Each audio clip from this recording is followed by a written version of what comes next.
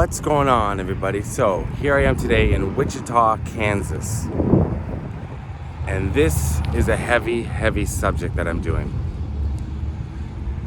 I'm here in Wichita to make a little film about BTK. Now, if you're not familiar with who BTK is, I'm going to tell you as much about him as I know, which is quite a bit. I've been doing a lot of research.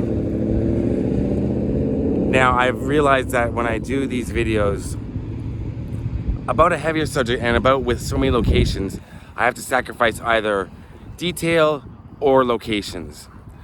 Otherwise, it becomes an hour-long video and a full-length documentary. So, I'm going to concentrate on most of the locations and give you the background on BTK and what happened at these locations as best I can. BTK stands for bind, torture, and kill. And a man, and I hate to say their names, but a man named Dennis Rader was the BTK killer, and he terrorized Wichita, Kansas for over 30 years. One of the most notorious serial killers in US history. And his first murders in 1974 were committed in this house, right across from me, where he murdered an entire family, the Otero family. A mother, a father, and 2 children. And I want to say that as much fascination as everyone has with true crime and serial killers, as I do as well, I despise them because of the fact that they're cowards and what they do, the crimes they commit. However, Dennis Rader has a special place for me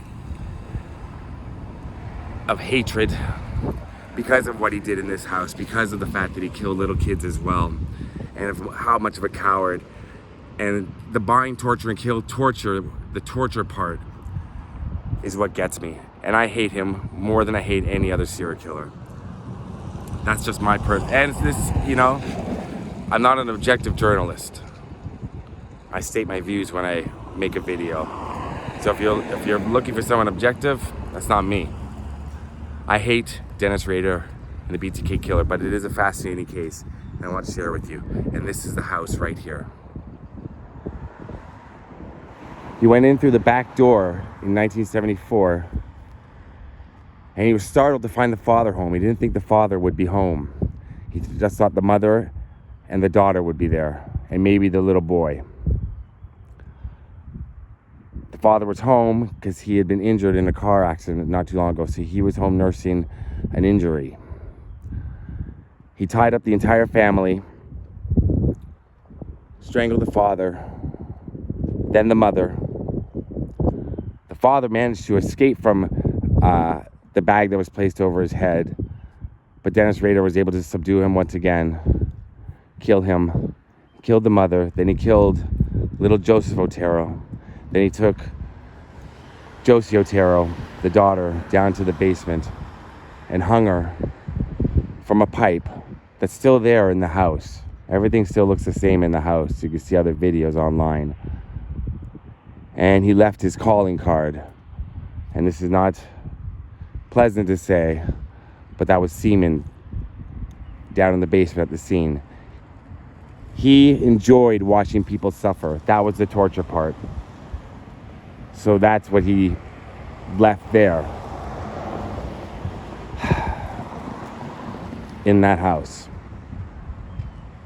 Wichita was rocked by this, and they had no clue who it was. And they had no clue if something was going to happen again, but it did. And I'm going to take you there and show you where the next murder occurred.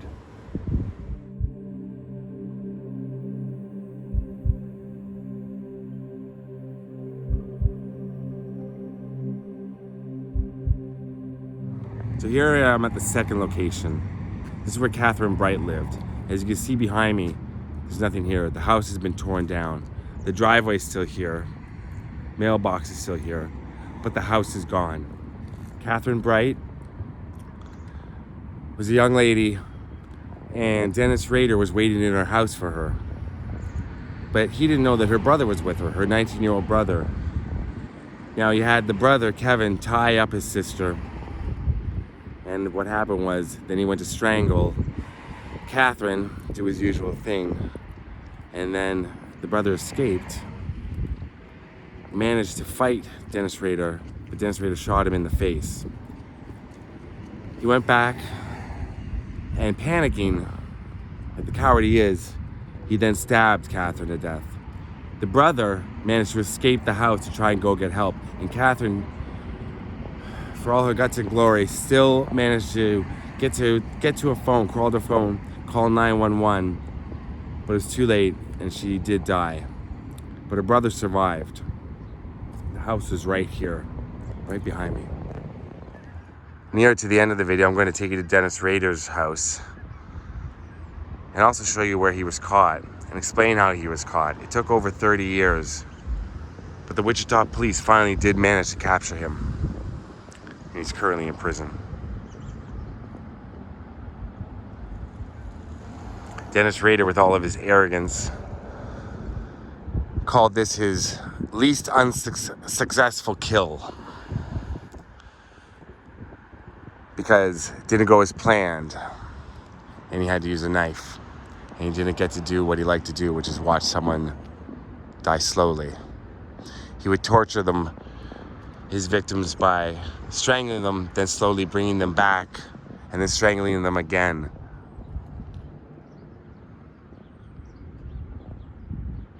And now we're going to go to the next location.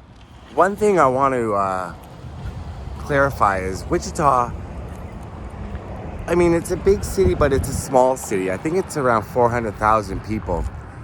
And all these locations are somewhat close. Now, Dennis Rader lived in Park City, which is like a suburb of Wichita North. And I'm just amazed at how close all these places are to each other somewhat. And to imagine him, the hunt was something that he enjoyed. Finding his victims. He had names for them, Project Lights Out, Project Fox Hunt, things like that. He was that type of loser. And just imagine him creeping and crawling these streets, crawling like a bug. And in this house right here, he approached a boy on the street with a photograph, and it was actually his wife and daughter, and said, "Have you seen these people?" And the boy said no. He followed the boy home to this house and pretended to be a private detective. And that's how the children, there's 3 children, they allowed him inside. And then with a gun, he subdued the mother, Shirley, and killed her by strangling her. Locked the kids in the bathroom. Sorry, this is just... Didn't kill the kids. I think he would have, because they saw his face. But they managed to live. He got out of the house because of all the screaming of the kids. He thought they knew what was happening. So he thought the police were on their way. But it happened right here in this house here. So this would be his 6th victim, Shirley.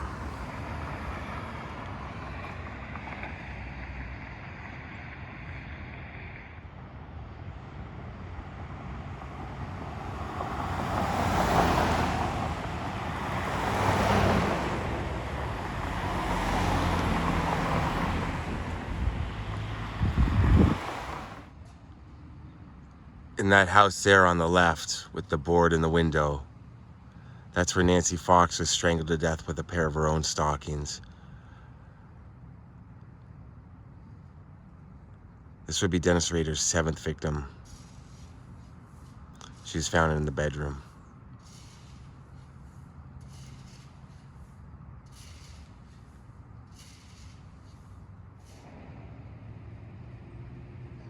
He wrote a poem about Nancy. See, he liked to taunt the police. He wanted fame. He wanted recognition for his crimes.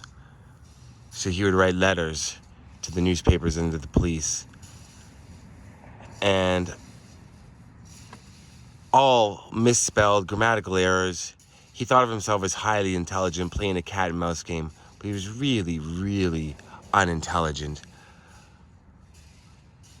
And he wrote a poem about Nancy that's about at a 3rd grade level. And that was one of the things he left for the police to try and decipher. Another thing he liked to do was, when he was strangling people, he liked to whisper in their ear, "I am the BTK," as he would bring them back to life before strangling them again.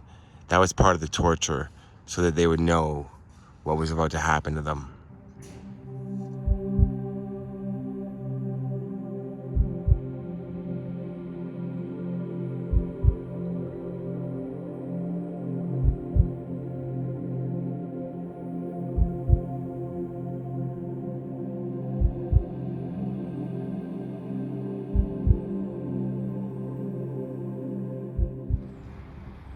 This is the home of Maureen Hedge, and this is on the same street where Dennis Rader lived. Now, Dennis Rader was an active member of the Boy Scouts, a Boy Scout leader, but he targeted his neighbor. All right, sir, let's turn to count 8. In count 8, it is claimed that on or about the 27th day of April 1985 to the 28th day of April 1985, in Sedgwick County, Kansas, it is claimed that you unlawfully killed a human being, Maureen Hedge, maliciously, willfully, deliberately, and with premeditation by strangulation, inflicting injuries from which Maureen Hedge did die on April 27, 1985. Well, actually, kind of like the others, she was chosen. I went through the different phases, stalking phase, and since she lived down the street from me, I could watch the coming and going quite easily. On that particular date, I had a other commitment. I came back from that commitment, parked my car over at Woodlawn and 21st Street at Bowling Alley. Well, as before, I was going to have sexual fantasies, so I brought my hit kit, and lo and behold, her car was there. I thought, gee, she's not supposed to be home. So I very carefully snuck into the house, kind of like a cat burglar, and after checking the house, she wasn't there.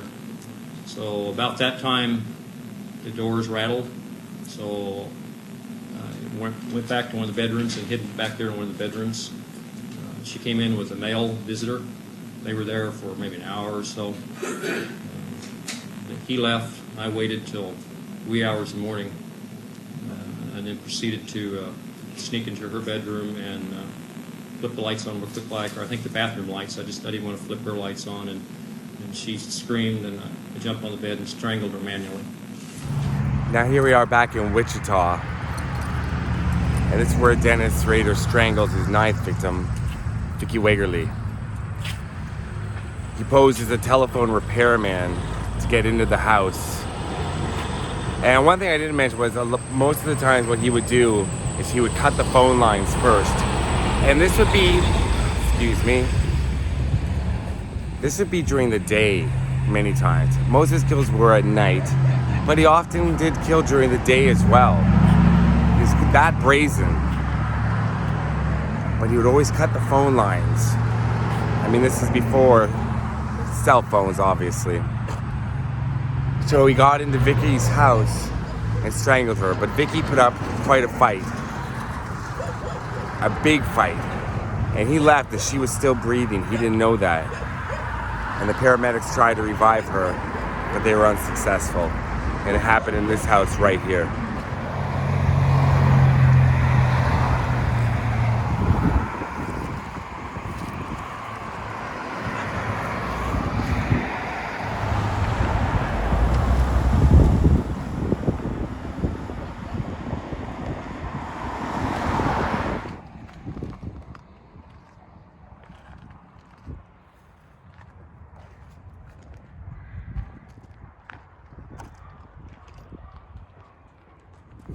So Dennis Rader's final victim was 62-year-old Dolores Davis. And this is her driveway right here, where my rental car is parked. And the house would have been right here behind me. At this point, we're in the 90s now. I believe it was 1991. And I don't know. I mean, he posed as a repairman, a fugitive on the run, all these different things to get into houses. Or crept in through bedroom windows or basement windows. This house that was standing here, he threw a concrete block through a window. I mean, we're out and there's nothing really around here. So I guess that sound, well, you can hear the dogs. There's a pet spa right here now, but it wouldn't have been here back then, I don't think. So there's no other houses really around here. And it awakened Dolores and he murdered her, strangled her. But this would be his 10th and final victim, Dolores. And here's the property today as it sits. The house no longer here. The driveway still here.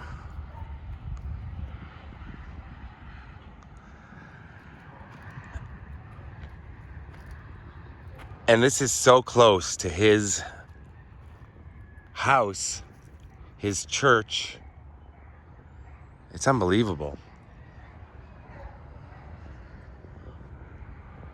So, he liked to be called BTK. He liked that. His name is Dennis Rader. I'm not gonna call him BTK to give him that satisfaction. I don't even want to call him Dennis Rader. As I'm doing the videos, I'm going through it, I get angry and angry thinking about him and his smug little face and his the fact that he blamed on a demon, the Minotaur inside him. I mean, he's just a sick individual. Call him the loser. But the loser went dormant for a long time. But he resurfaced, and I believe it was 2004, and he wanted credit for all the crimes he had committed. I mean, all serial killers are mostly narcissistic, egotistical, that sort of thing. Dennis Rader takes it to a different level. The loser takes it to a different level. So he began contacting the police again, contacting newspapers, TV stations, and the police alerted that the BTK was still out there, but he was about to be caught. Why was he about to be caught? Because he's an idiot. The mistakes he made. I mean, I'm not thinking like a criminal, but when you read the story, you think, well, why would he do that? People say he wanted to be caught. I don't think he wanted to be caught. Narcissist does not want to be caught and be put in prison. He wants recognition for what he does.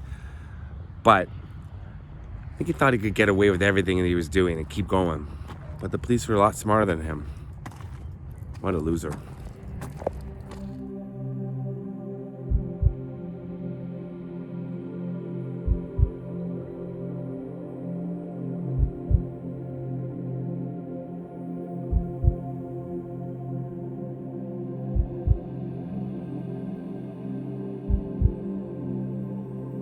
So here we are back on Independence Street. This is the street where Marine Hedge lived.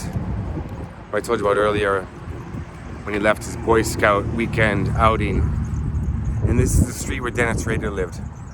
And another thing I wanted to mention about Marine Hedge was he was president of his church, which is not too far from here where I'm going to take you soon. And he took her body there and displayed her body on the altar and took pictures. He was very big on taking pictures. Now, one thing, okay, so the crime scene photos, there's a lot of them, and they're easily available to see online. They're not included in my video, of course. That's not something I would do. I find it odd. I mean, I'm all about freedom of the press, freedom of information. I find it odd, though, when crime scene photos are out there like that the families have to see that. It's weird, right? It is a little weird that they're readily available online. I mean, students who have to study things like that should be available to them, but for the general public, should it be? I don't know. Maybe, but it just seems awful for the family to have to see something like that, to know that other people are just seeing that. Here's where his house was, and he liked to dress himself up. He loved to wear women's underwear. That was a big thing with him, was stealing the women's underwear and trinkets, he called them, from their houses. But he would dress up in their clothing or women's clothing that he stole from other women that he bought and tie himself up and take photographs. And he did a lot of that here at the house that is no longer standing, but it was right here. And he had a tree house in back that he liked to spend a lot of time in. This is a grown man. Here's where the house once stood.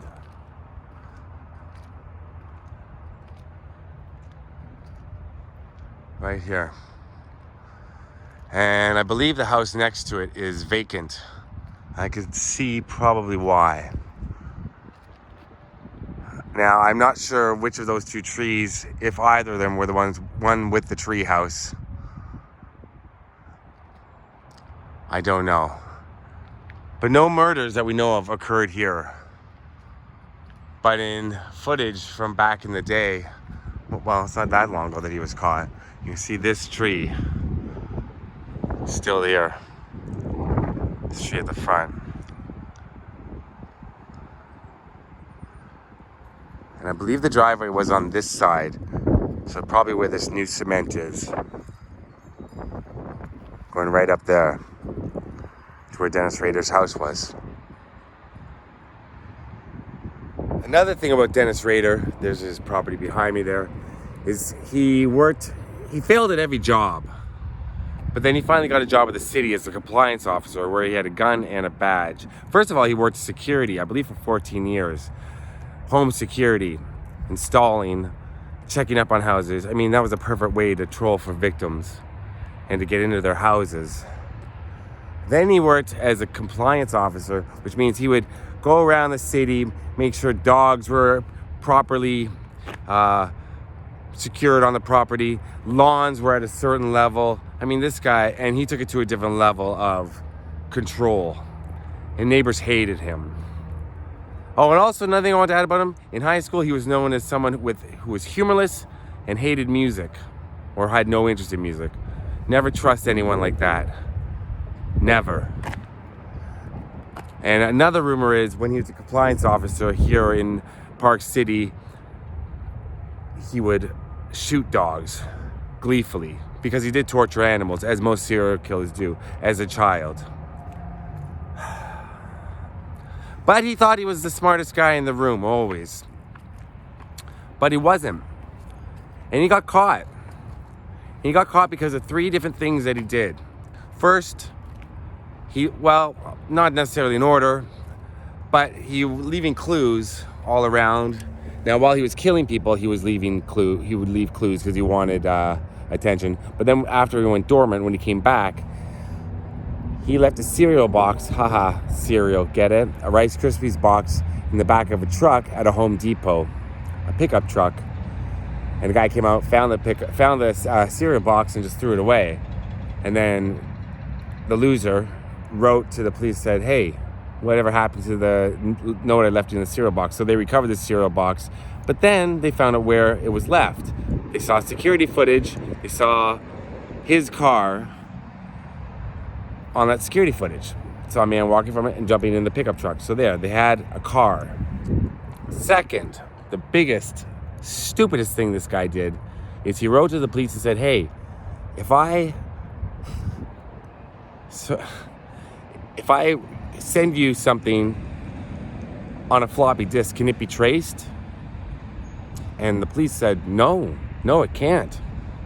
BTK, loser. No, it can't. Of course it can. So he wrote and he gave them information on a floppy disk, just taunting the police.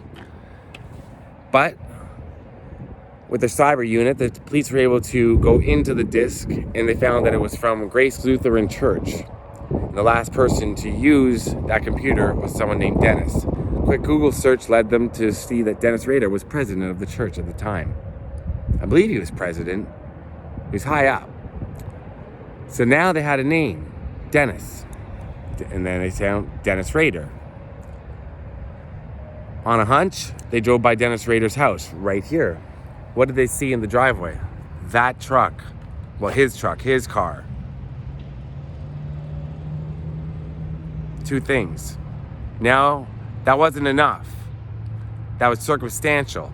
They needed another piece of evidence. So, they got a subpoena for medical records from his daughter. and they got a familial DNA match. And that was it. They had their guy. I'm gonna take you to the church now and show you what the church looks like, where Dennis Rader took his neighbor, Maureen,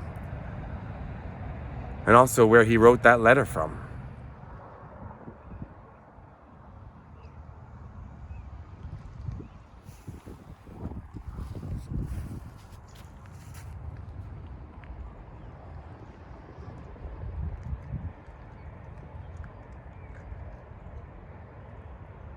So right behind me, yeah, that's Dennis Rader's. I keep saying that, and I hate saying that, and I don't want to say BTK. So that was the loser's church. So inside, though, he did write that letter to the police, and also where he took Maureen's body, right in there.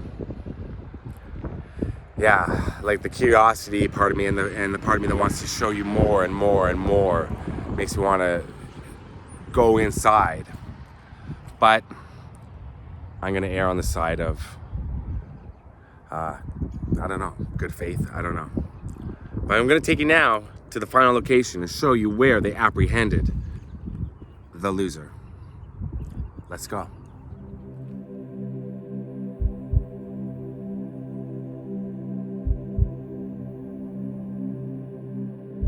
So after they were certain that Dennis Rader was BTK, said with all disdain, this is the intersection where the police, highway patrol, everything was set up. SWAT teams to take him down right here at this intersection. His house is literally right down there. He was on his way home for lunch from his work. And they caught him here. This is where they set it up. And he knew. He knew. He was sentenced, he confessed to murdering 10 people. Now at first he didn't confess to the Catherine Wright murder. He wasn't proud of that murder, because he was proud of his murders.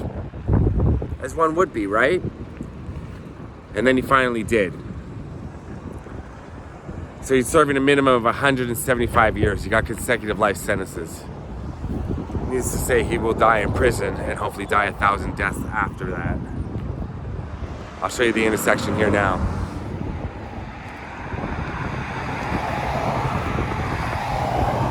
It was tough finding this exact location, but I managed to after a lot of digging.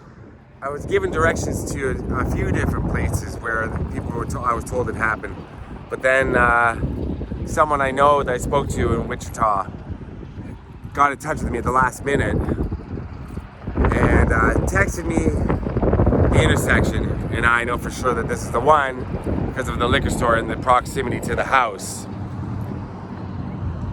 I didn't know there's an old video store though here, but it's definitely closed down. And I've talked to a lot of people in Wichita as I've been here. Sweet, kind people, every single one of them that I've met. And all,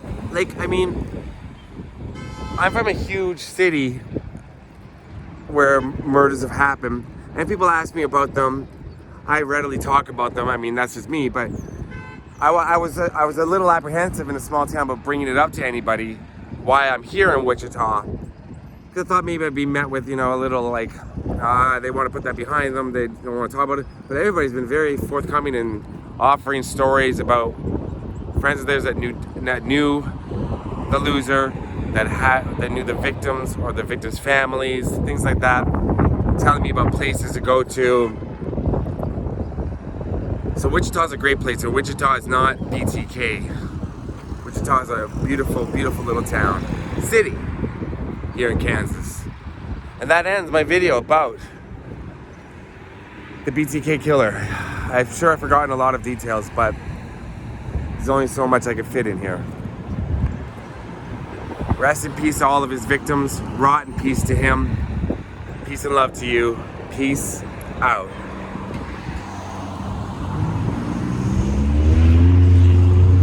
Rotten pieces to him. Pieces.